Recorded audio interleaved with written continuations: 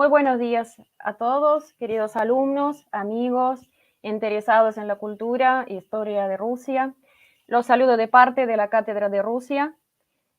Quisiera agradecer al canal Asia TV que amablemente nos dieron este espacio para que podamos realizar este ciclo de charlas sobre Rusia con Cristian Lamesa.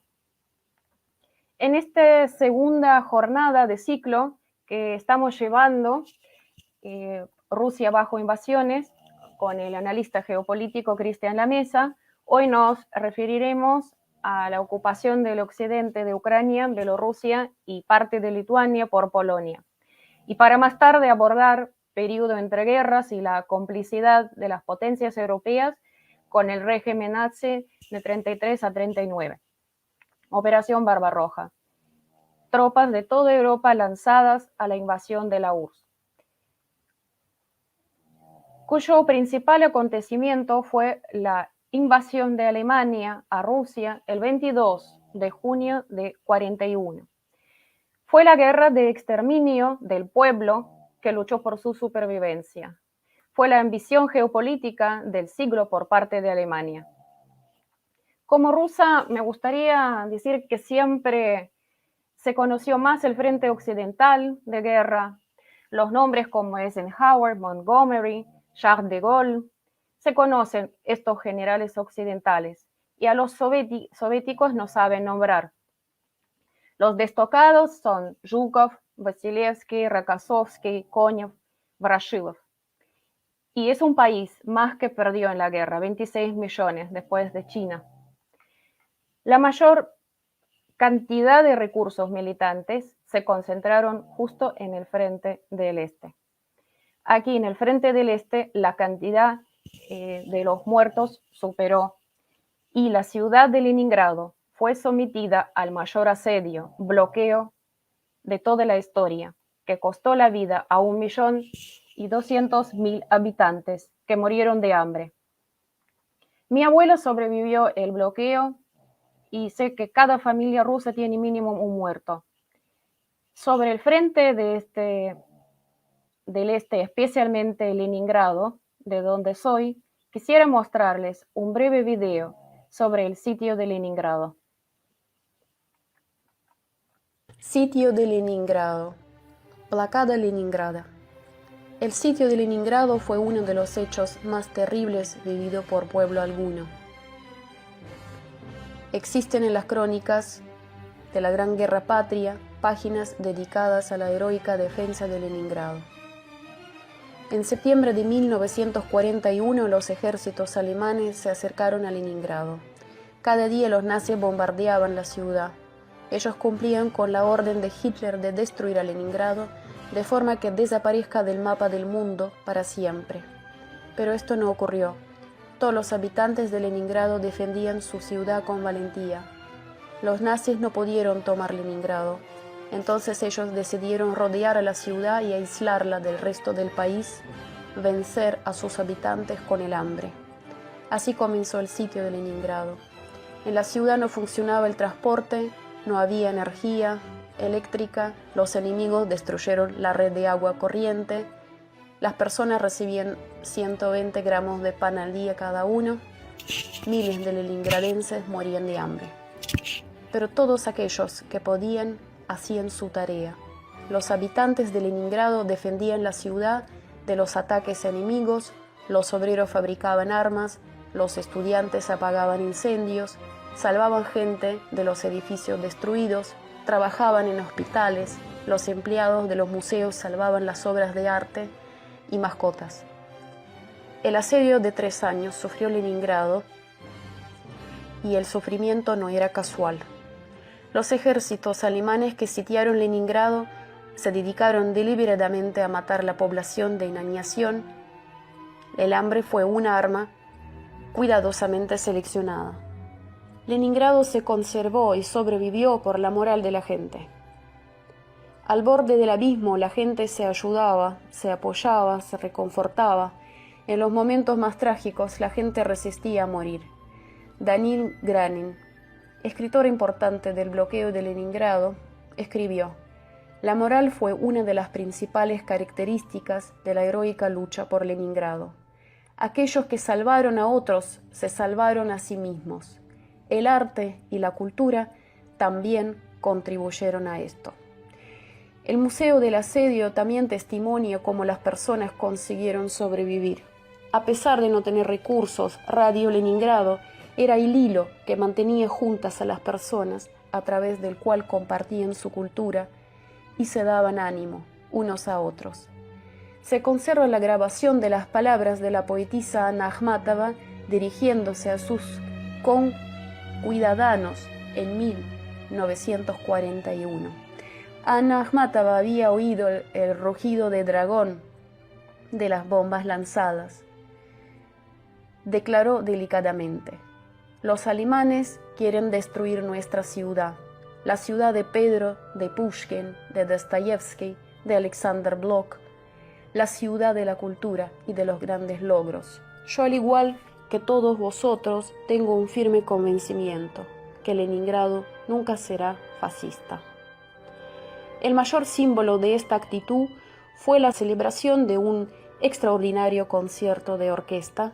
El 9 de agosto de 1942, la ciudad sitiada organizó un concierto de la Séptima Sinfonía de Dmitri Shostakovich. En esa época, la orquesta sinfónica que se encontraba en Leningrado no podía trabajar porque muchos músicos o ya habían muerto o se encontraban en los hospitales, pero la orquesta empezó a trabajar. Se encontraron músicos del Ejército Rojo en las zonas aledañas. Karl Eliasberg, consumido por el hambre, dirigió a la orquesta. La importancia simbólica de este concierto fue tremenda. El compositor Dmitri Shostakovich había residido en Leningrado, donde comenzó a trabajar en su Séptima Sinfonía durante el primer mes de asedio. Él la dedicó a su ciudad natal en marzo 42. La partitura completa fue lanzada a la ciudad sitiada desde un avión militar especial. La orquesta había vuelto a reunirse con una idea en la mente: transmitir a los hambrientos habitantes de Leningrado, que sobrevivían sin electricidad ni calefacción, un sentimiento de dignidad y valor. Los alemanes se habían jactado de que capturarían la ciudad el 9 de agosto y de que celebrarían la victoria en el Hotel Astoria de Leningrado. La fecha para el estreno de la Séptima Sinfonía fue, por tanto, elegida deliberadamente. Los habitantes de Leningrado escucharon la voz de la Séptima Sinfonía en la fría sala de la Filarmónica de su querida ciudad. La sala estaba colmada, muchos estaban de pie. El concierto se transmitía por radio. Los habitantes escuchaban la heroica música y muchos lloraban. Ellos percibieron en ella no solo la crueldad inhumana y el caos de la destrucción, pero también la voluntad hacia la vida y la convicción en la victoria. La gente se paró y aplaudió de pie a Shostakovich, compositor, hijo y defensor de Leningrado. Algunos veteranos alemanes que conducían el asedio después afirmaron: comenzamos a darnos cuenta de que nunca tomaríamos Leningrado. Sucedió algo más. Percibimos que allá había algo más fuerte que el hambre, el miedo y la muerte, la voluntad de seguir siendo humanos. En la época más dura del asedio de 41-42, nadie tenía fuerza para acabar en la tierra helada. Se creaban fosas en las que vertían los cadáveres sin identificar. Más de 500.000 de personas fueron enterradas de ese modo. Ahora se llama ese lugar Peskarovsky Cementerio. Después de la guerra se decidió transformar el lugar en un monumento para conmemorar el asedio. En aquella época se revelaban lo mejor y lo peor de la gente: los saqueos, canibalismo. La gente hervía correas de cuero para obtener gelatina o pegamento aromatizado. Nosotros ahora festejamos el 9 de mayo en silencio, en el entorno familiar y siempre con lágrimas en los ojos. Es una fiesta, como se canta en una canción soviética, con lágrimas en los ojos. Sin ninguna duda, estas páginas de historia influyeron en nuestra manera de ser, nuestros hábitos y mentalidad. Somos muy sufridos y por eso sabemos tolerar mucho y sabemos a la vez alegrarnos por todo lo que nos manda Dios. Supimos ser luchadores de tantas guerras y combates que vivió el pueblo ruso. Es la herencia histórica que nos forjó y formó de tal manera. Gloria a aquellos héroes luchadores, el pueblo soviético, a quienes le debemos la paz y libertad de la que gozamos hoy. Su heroica hazaña permanecerá para siempre en nuestros corazones y las generaciones venideras.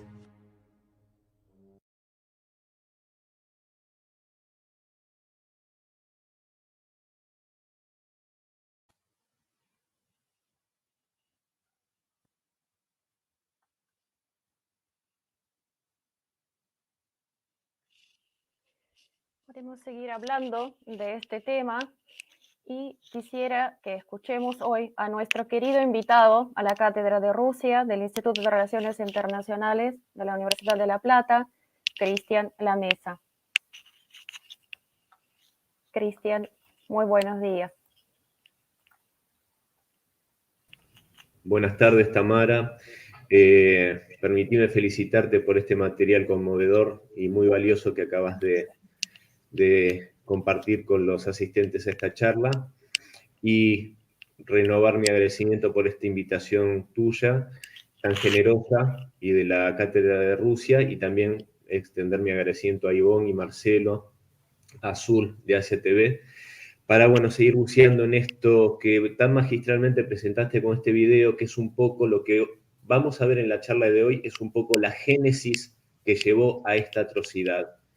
Todos aquellos que se confabularon para llevar adelante esto en un plan totalmente premeditado, y sobre el cual yo justamente me toca muy de cerca esta historia, porque es sobre la cual escribí extensamente mi libro, que por eso se llama Los cómplices de Hitler, la paternidad del mal, y es un poco desnudar toda esa historia. Es que, bueno, en la descripción está también, la descripción de esta charla está el libro, y bueno, cuando quieras, arrancamos. Sí, ya te dejamos la palabra. Bienvenido.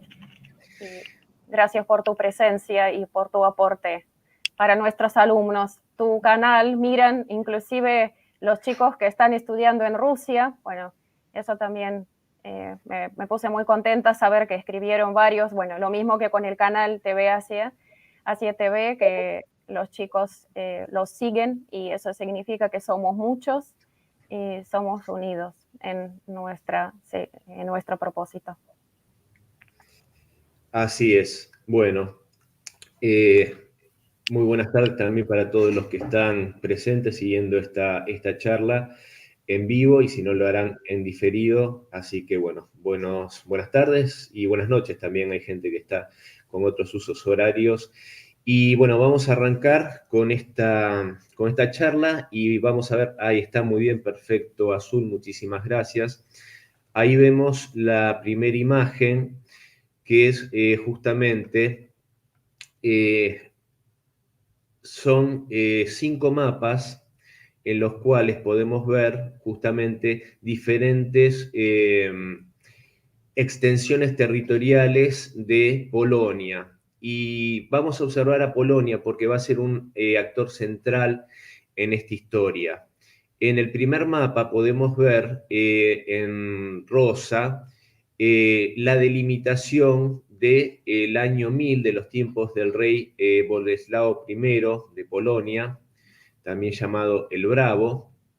Está delimitado, es esa superficie rosada que vemos en la parte más occidental, y está delimitado en un color amarillo, coherente con el primer recuadro que está a la derecha de ese mapa. Y después podemos ver la extensión que está delimitada por un color amarronado, que es la mayor extensión, que justamente delimita lo que fueron los límites de la mancomunidad polaco-lituana, que abarcaba un territorio, como podemos observar, muy grande. Y finalmente, ahora sí en ese color rosado, que es muy similar a la extensión de la Polonia original, de la Polonia étnica, vemos lo que fue justamente la delimitación de Polonia con posterioridad a la Segunda Guerra Mundial en el año 45 y hasta el día de hoy. En el segundo mapa podemos ver para Polonia, para el año 1937, ya es la Segunda República Polaca, y vemos la composición étnica de este territorio. En el tono más oscuro, en un marrón bien oscuro, se ve justamente la composición étnicamente polaca, y vemos que sigue siendo muy similar a lo que veíamos en el primer mapa, y vemos como en la parte oriental se ve predominantemente, en la parte oriental hacia el sur, población étnicamente ucraniana, y por encima, población étnicamente bielorrusa. Después hay otras composiciones, pero esas son tal vez las que más nos van a interesar hoy.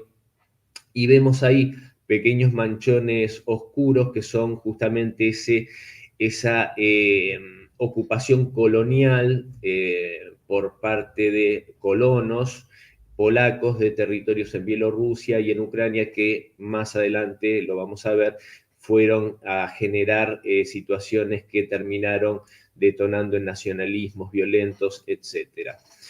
En el tercer mapa vamos a ver algo que nos va a interesar durante esta charla, que es lo que ahí figura como la línea Curzon.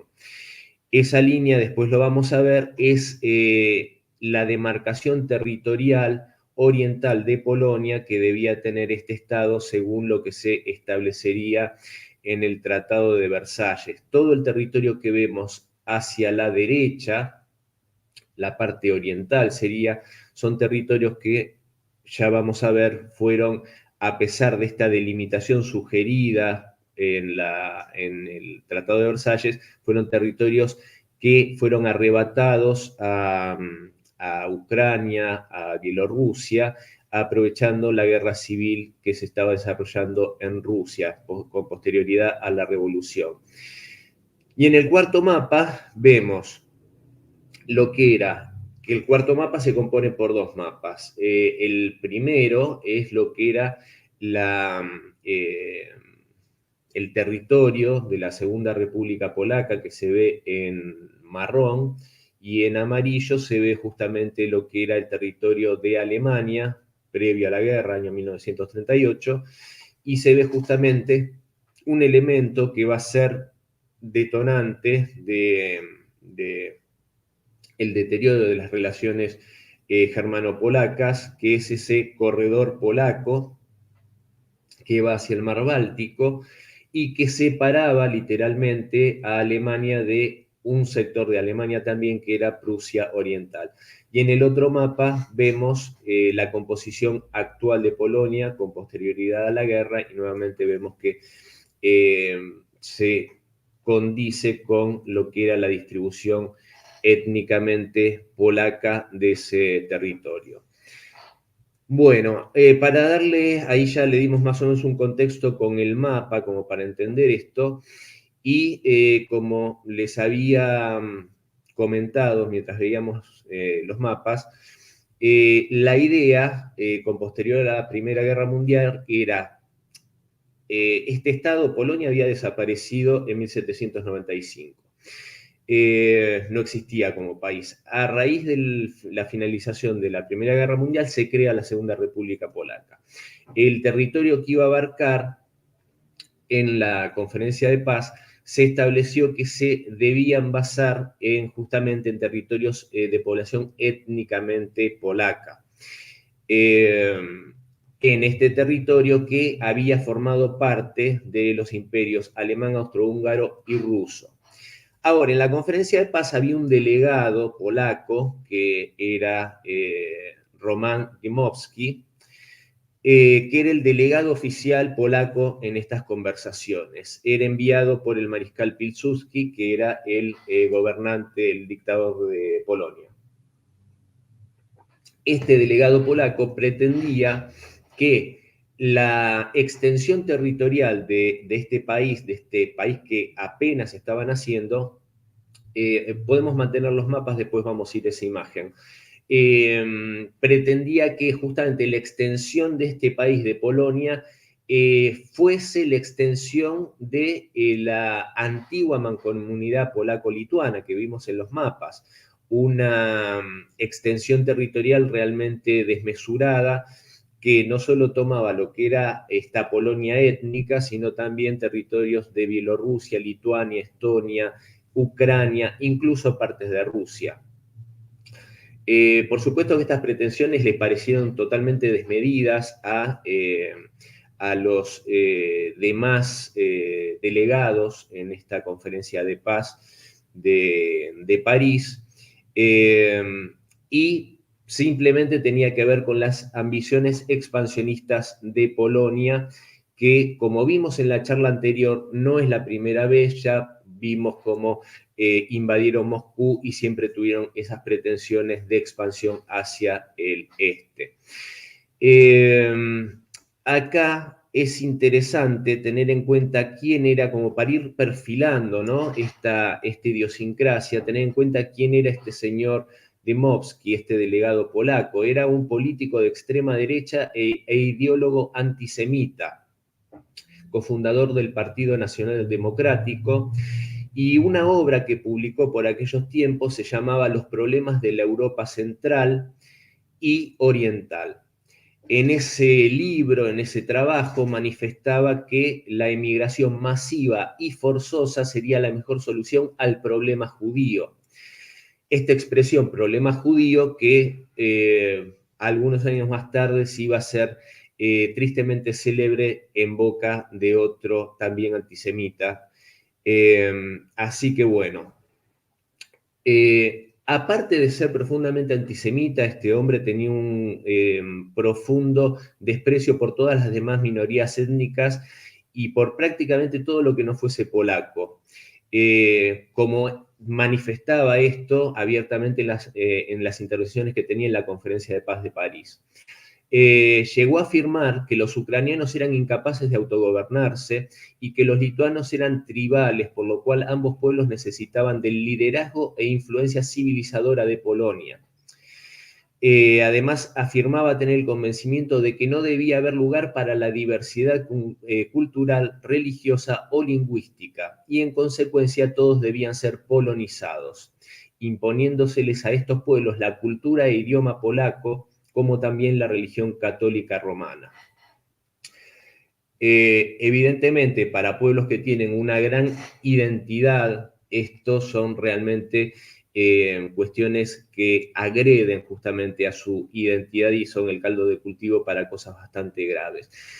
Estas posiciones de Dmowski generaron en el primer ministro británico David Lloyd George una gran enemistad, y de hecho, porque se oponía a este pensamiento, el británico, y Dmowski llegó a decir que era un agente del judaísmo internacional, tan solo por no estar de acuerdo con las aspiraciones desmesuradas que manifestaba este hombre. Paradójicamente, estos territorios que Polonia, o parte de ellos por lo menos, que Polonia no logró obtener para sí en la conferencia de Versalles mediante negociaciones, los invadió entre 1919 y 1922 y en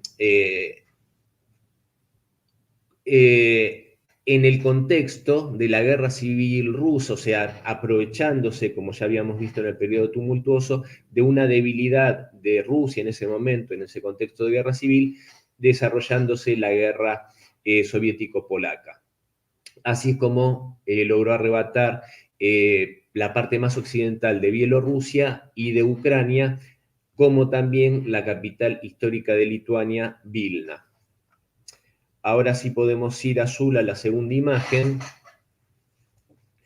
Y en esa imagen podemos ver a el mariscal Pilsudski, que es el segundo desde la izquierda, dictador de la Segunda República Polaca. Al lado de él a la derecha, vemos a Goebbels, el ministro de propaganda nazi, y el que está en el extremo derecho es Joseph Beck.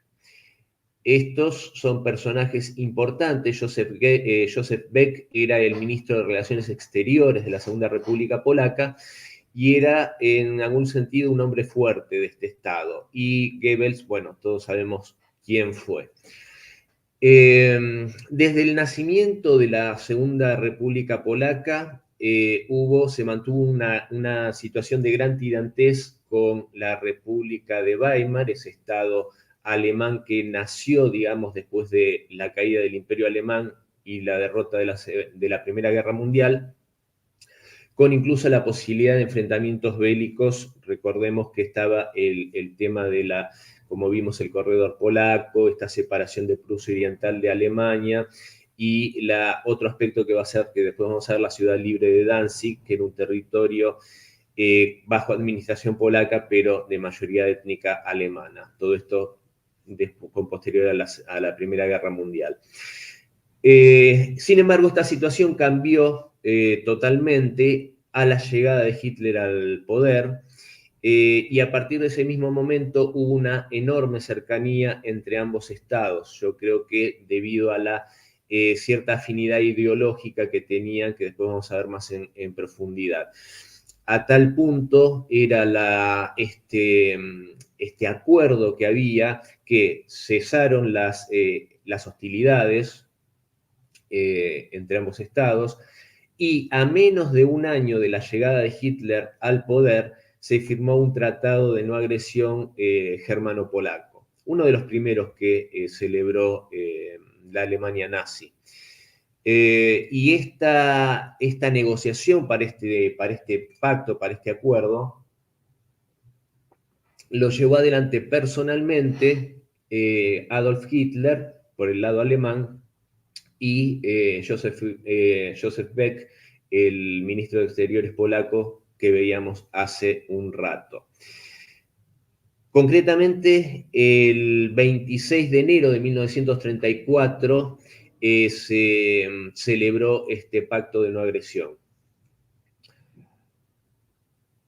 En la tercera imagen podemos ver una fotografía bastante poco habitual, estas cosas que creo que no es casual que en Occidente no se vean o no se difundan, y esta fotografía es justamente con motivo del fallecimiento del mariscal Pilsudski. Eso es en Berlín.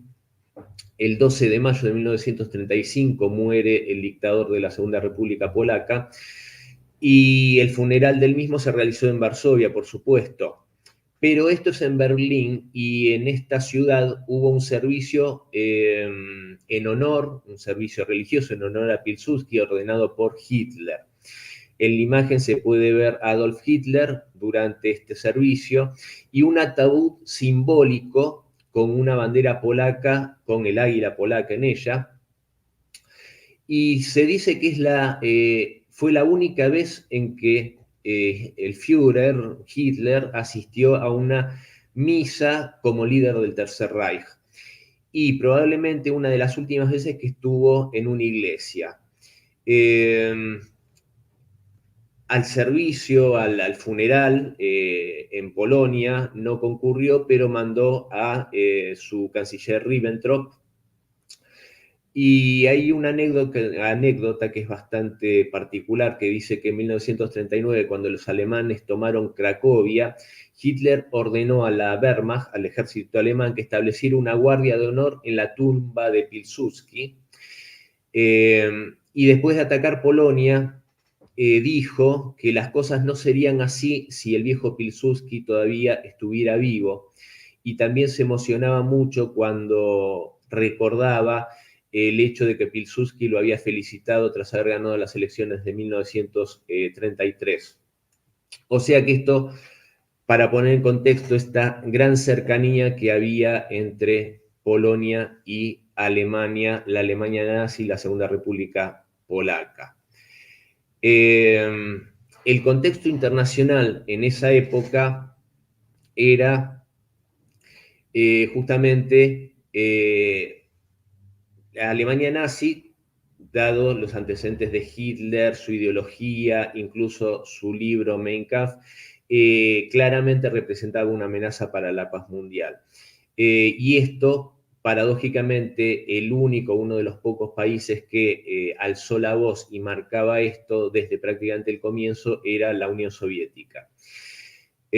A tal punto que en febrero de 1934, tan solo un mes después de la firma del pacto germano-polaco, Luis Barthó, que había asumido al frente del Ministerio de Asuntos Exteriores de Francia, con la clara misión de poner freno a la incipiente amenaza del nuevo régimen nazi, y con este objetivo abogó por el acercamiento entre Francia, el Reino Unido, Italia, que en ese momento no estaba aliada a Alemania, y la Unión Soviética, para que de este modo se pudiese conseguir el aislamiento de Alemania. O sea que era clara la amenaza que representaba, salvo para quienes no quisieran verlo. Entre el ministro francés y su par soviético, Maxim Litvinov, la Unión Soviética inició las negociaciones para la elaboración del pacto franco-soviético suscrito al año siguiente. Pero el destino o una conspiración harían que Barthó fuese asesinado ese mismo año en Marsella, a manos de terroristas del grupo Ustaša croata, un grupo también extremadamente racista y de extrema derecha, que paradójicamente era financiado por la Alemania nazi y que sería aliado después de la guerra y un sangriento aliado de los nazis. En este contexto general,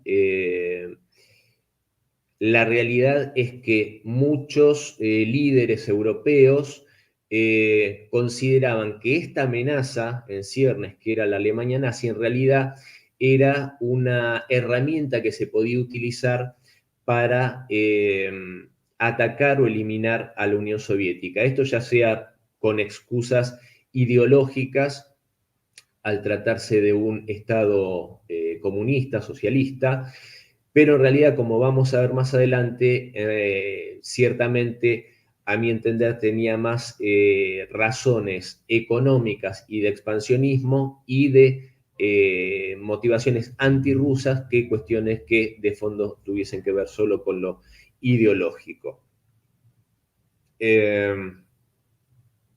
Esto, por supuesto, se ve claramente con estas ambiciones expansionistas de Polonia. Hay, por ejemplo, uno de estos protagonistas de este, como decimos coloquialmente, hacerle el caldo gordo a Hitler, estaba el primer ministro Neville Chamberlain del Reino Unido, que llegó a decir que Adolf Hitler era un hombre con el que se podía llegar a acuerdos, ¿no? Ese era el contexto en el que se vivía o se observaba el crecimiento de Hitler en Europa Occidental. Vamos a la cuarta imagen, que muestra a oficiales de la Alemania nazi y sus pares de la Segunda República Polaca. Esto marcando, por supuesto, este clima de afinidad o, ¿cómo decirlo?, camaradería que existía entre ambos países y entre ambas fuerzas.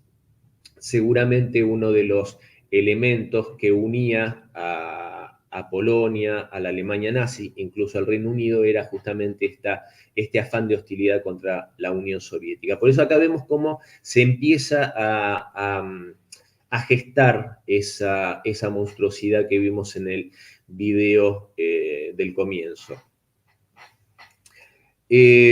Acá es interesante, para seguir dando contexto, cómo esta mentalidad antirrusa era tan fuerte, que voy a leer una declaración incluida en la directriz número 2304/2/37 del Estado Mayor General de Polonia del 31 de agosto de 1937, donde se afirmaba que la principal misión de la política polaca es aniquilar a cualquier Rusia.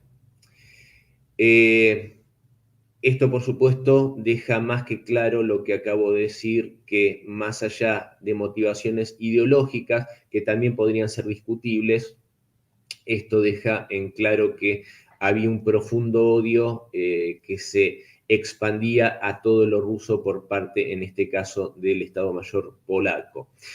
Y acá voy a nombrar a otro hombre fuerte del régimen de Varsovia, ya nombramos a Joseph Beck, y este es el mariscal que era comandante jefe del ejército, el mariscal Edward Ritz-Smigli. Este comandante y este régimen lo que consideraban era, y vamos a ver la siguiente imagen, que cada vez había que estrechar más los vínculos con el régimen nazi, y esto se vería claramente cuando se dio justamente el desmembramiento de Checoslovaquia. Ya vamos a pasar a las siguientes imágenes. Mientras tanto, ahí, perfecto, gracias Azul.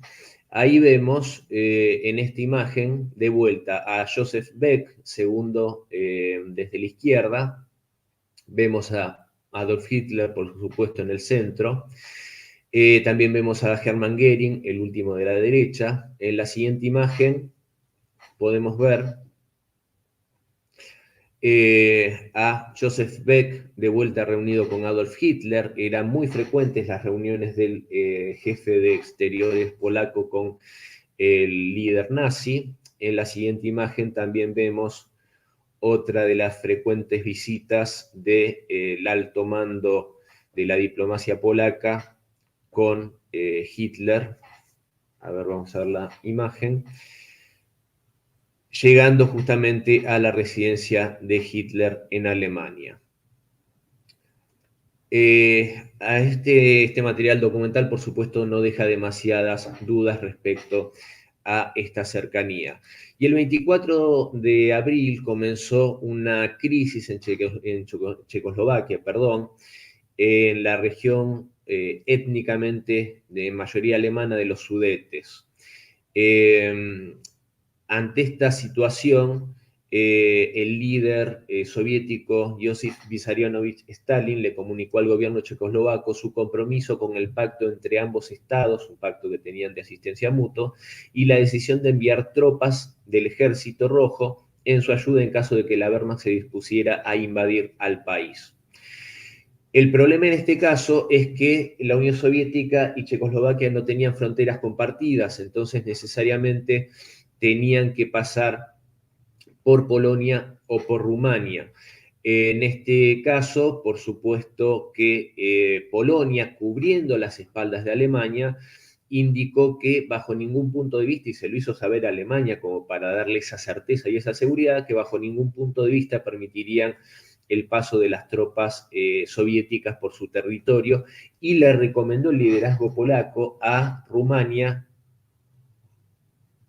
que hiciera lo propio. Por supuesto, dejando en una situación de indefensión a Checoslovaquia. Y esto no era casual, no era una cuestión inocente. En Varsovia sabían, por supuesto, que con esta decisión estaban sellando el destino de Checoslovaquia como nación y al mismo tiempo se aseguraban de su futura porción del desmembrado Estado centroeuropeo. Ellos también tenían un interés que vamos a ver a continuación de parte del territorio de Checoslovaquia. Y dada esta actitud de Polonia que le había sacado ya territorio a Ucrania, Bielorrusia, le había sacado territorio a Lituania, ahora se preparaba para hacer lo propio con Checoslovaquia, un gran líder europeo le dio el sobrenombre o la caracterizó a Polonia como la hiena de Europa. Este líder europeo no fue Stalin, no fue Molotov, fue Winston Churchill, el líder británico. O sea, no fue alguien que podemos decir, no, tenía un problema personal. No, no, fue un líder venerado en Occidente que ante esta actitud de Polonia dijo que justamente Polonia era la hiena de Europa. Esto creo que marca claramente la actitud del país centroeuropeo. Bueno, ante esta situación y ante la negativa de Polonia a permitir el paso de las tropas por su territorio, el líder soviético le hace saber al presidente Eduard Benes de Checoslovaquia que de todos modos la Unión Soviética haría respetar el pacto respetaría el pacto mutuo que tenían de defensa y si hacía falta cruzaría por la fuerza el territorio polaco para defender a Checoslovaquia. Ante esta situación, la respuesta de Varsovia fue ordenar entre el 8 y el 11 de septiembre la realización de las mayores maniobras militares ejecutadas hasta ese momento en la frontera polaco-soviética, desplegando 5 divisiones de infantería, 1 de caballería y la aviación militar, finalizando esta demostración de fuerza con un desfile que duró varias horas, presidido por el jefe máximo del ejército polaco, el mariscal Edward Rycz-Zmigły. El mismo que por aquellos días había expresado claramente cuál era su posición respecto a la Unión Soviética con estas palabras: Rusia es el enemigo número 1, agregando que el alemán sigue siendo un adversario, pero no por ello es menos europeo. Para los polacos, el ruso es un bárbaro, y si es un bárbaro, es un asiático, un corrupto, un elemento ponzoñoso con el que todo tipo de contacto es peligroso, y cualquier compromiso con él es mortal. Obviamente, estas palabras del mariscal Rycz-Zmigły denotan, por supuesto, un profundo odio hacia Rusia, hacia el carácter euroasiático de la nación y, por supuesto, un gran racismo hacia no solo Rusia, sino hacia todo lo que sea asiático.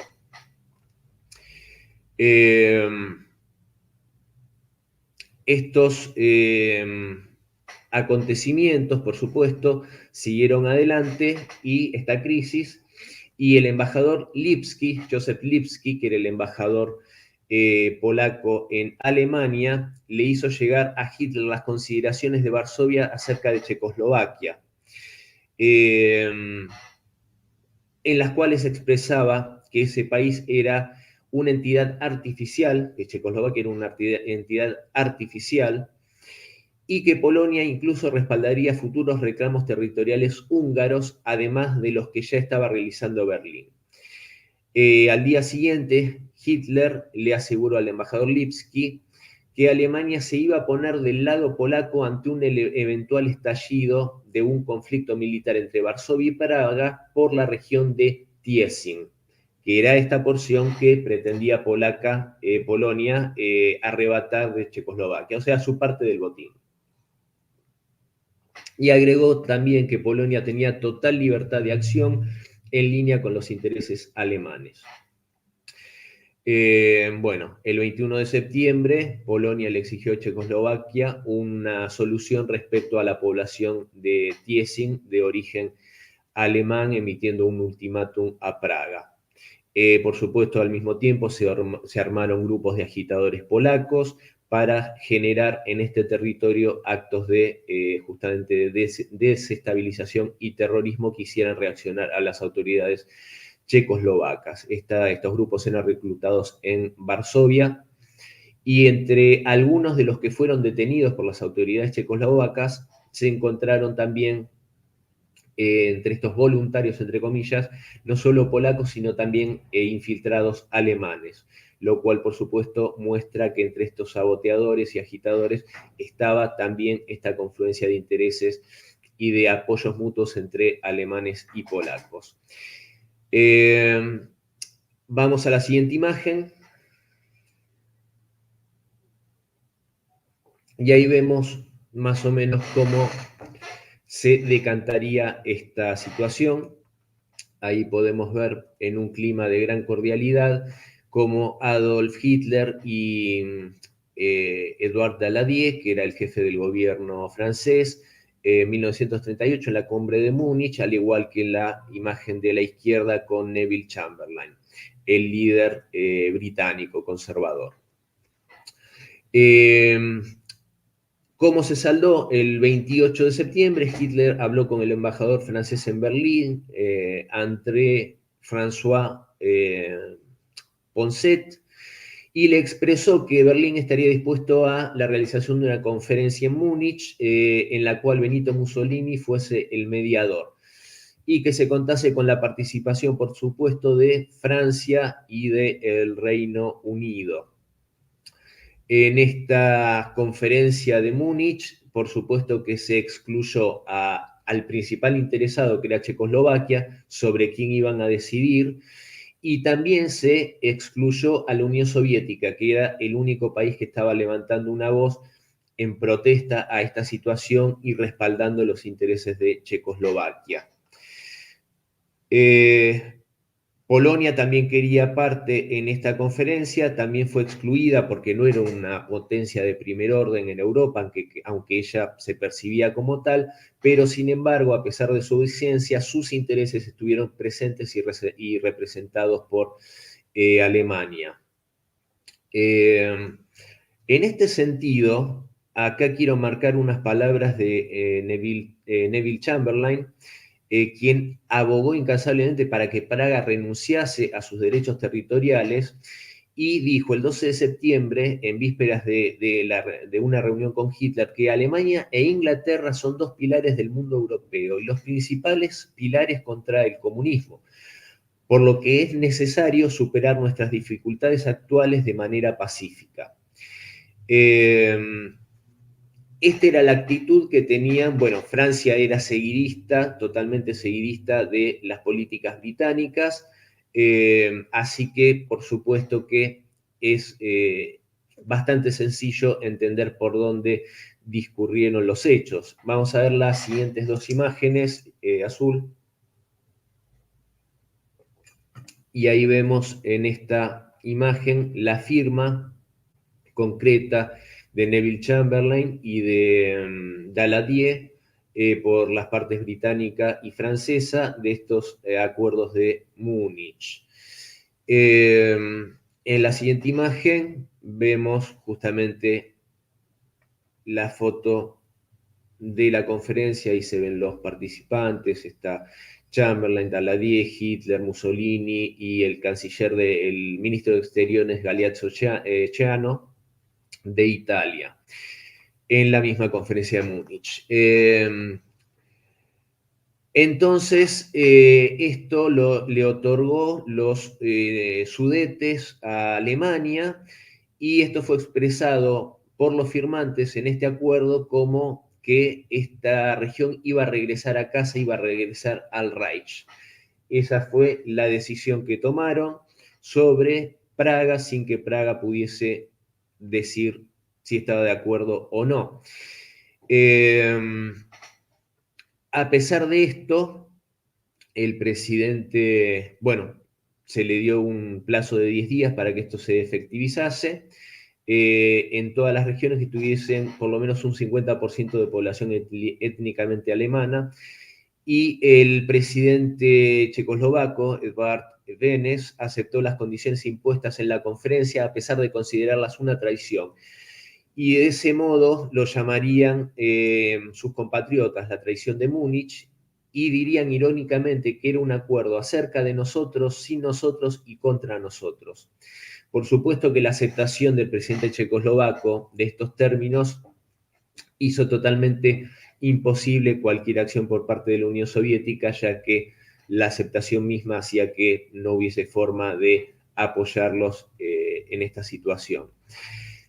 Por supuesto, después de que esto se hizo efectivo, Polonia exigió la región de Kiesin, la cual, por supuesto, debió ser cedida por Checoslovaquia, y esta acción multiplicó varias veces la riqueza nacional de Varsovia debido a la capacidad industrial de esta región.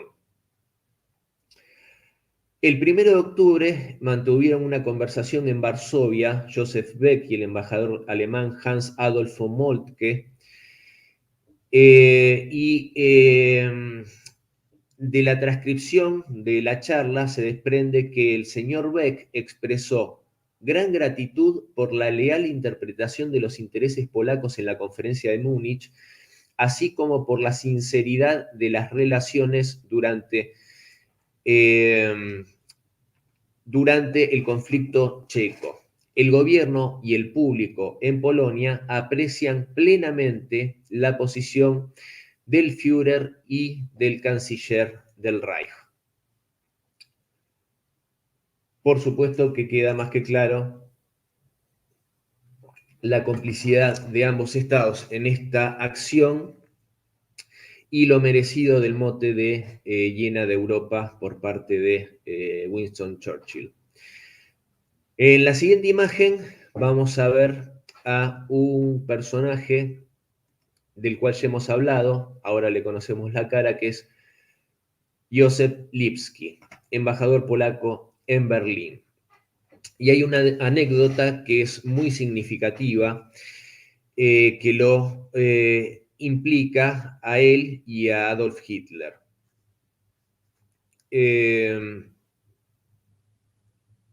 Y esta anécdota va a marcar nuevamente el sentimiento de odio hacia los judíos que no solo tenían los nazis, sino en este caso también Polonia. Como ya vimos, el negociador en Versalles consideraba que había un problema judío, así lo había expresado en su libro, Dmowski, y sobre ese tema charlaron Adolf Hitler y Józef Lipski a finales de 1938. En esa conversación, entre otros temas, el líder alemán le contó al diplomático polaco que tenía una propuesta para su gobierno. Y esta era que, una vez resuelto el tema de los Sudetes que acabamos de tocar, tenía la intención de exigir la cesión de una colonia, posiblemente la posesión francesa de Madagascar, para resolver el problema judío en Europa Central, reubicándolos en esa isla africana. Y Hitler quería conocer la opinión polaca al respecto, a lo cual Lipski respondió: si puede encontrar tal solución, le erigiremos un hermoso monumento en Varsovia. Esa fue la respuesta del embajador polaco. Yo acá quiero dar un número que creo que es significativo y es el siguiente. Antes de la Segunda Guerra Mundial, en Polonia habitaban aproximadamente 3.300.000 judíos. En la actualidad, en Polonia se calcula que viven alrededor de 10.000 judíos, una cantidad extremadamente menor. Ahora, en Alemania, antes de la guerra, habitaban algo más de 500.000 de judíos. Hoy en día se calcula que habitan unos 250.000 judíos, un desfasaje enorme respecto a la población actual judía de Alemania y de Polonia, lo cual creo que habla claramente de este sentimiento tan antisemita incluso al día de hoy en el país de Europa Central.